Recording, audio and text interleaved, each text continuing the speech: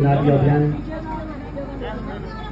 आज हामी यो नम्बर 11 को यो गोदाबस्ती टोल यहाँ सुन्दर टोलमा आइपुगेका छौँ।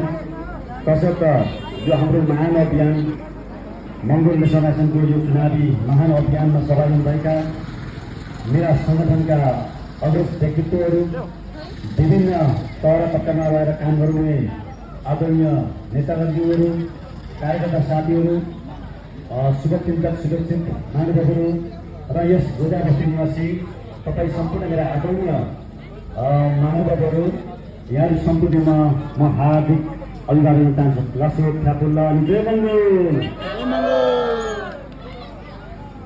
यति बेला मुलुक निर्वाचनमय भएको छ।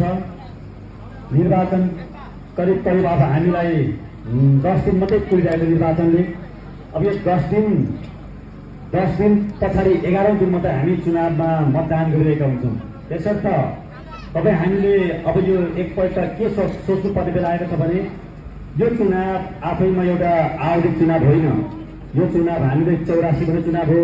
तर 84 भन्ने चुनाव चाहिँ आज हिजो हामीले जिताएर पठाएका, हिजो हामीले विजय गरेर पठाएका यहाँका उम्मेदवारहरू, यहाँका दलहरूले नेपाली जनताको पक्षमा, यहाँको विकासको पक्षमा, यहाँको शोषित जनताको पक्षमा काम नगरे पछाडि अन्ततः त्यो जनता, त्यो आकर्षित जनताहरूको भिडले त्यो संसदलाई विघटन गर्थ्यो, त्यो संसदलाई फ्याँकिदियो, त्यो सरकारलाई फ्याँकिदियो। फ्याँके पछाडि त्यो संसद विघटन भयो। संसद विघटन भएपछि पुनः मुलुकमा त्यो संसद, नयाँ संसदको निम्ति, नयाँ सरकारको निम्ति यो चुनाव हुँदैछ।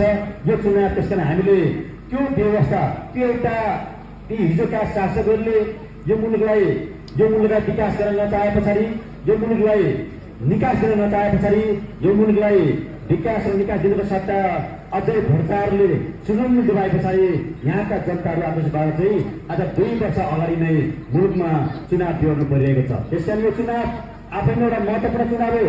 हामीले धेरै चुनाव हेरेर आइसक्यौँ, धेरै चुनावमा हामीले मतदान गरिसक्यौँ, धेरै चुनावमा हामीले धेरै दलहरूलाई, धेरै नेताहरूलाई, धेरै उम्मेदवारहरू हामीले विजय गरेर गइसकेका छौँ। त्यसर्थ तपाईँ हामीले अब यो चुनावमा कस्तो उम्मेदवारलाई चुन्ने, कस्तो दललाई चुन्ने अथवा कस्तो उम्मेदवारलाई चुन्ने, कस्तो पार्टीलाई चुन्ने जसले चाहिँ देशको विकास गरोस्, जसले चाहिँ यहाँ जनताको मनमा र भावनालाई सम्बोधन गरोस्, जसले चाहिँ यहाँका गरिब जनताको पक्षमा काम गरोस्, जसले चाहिँ यहाँको सुकुम्बासित जनताको पक्षमा काम गरोस्, जसले यहाँको बेरोजगार युवाहरूको पक्षमा काम गरोस्, त्यस्तो दल, त्यस्तो उम्मेदवारलाई हामीले चाहेका छौँ, खोजिरहेका छौँ। तसर्थ हामीले यहाँ पाएनौँ, कुनै पनि दल पाएनौँ।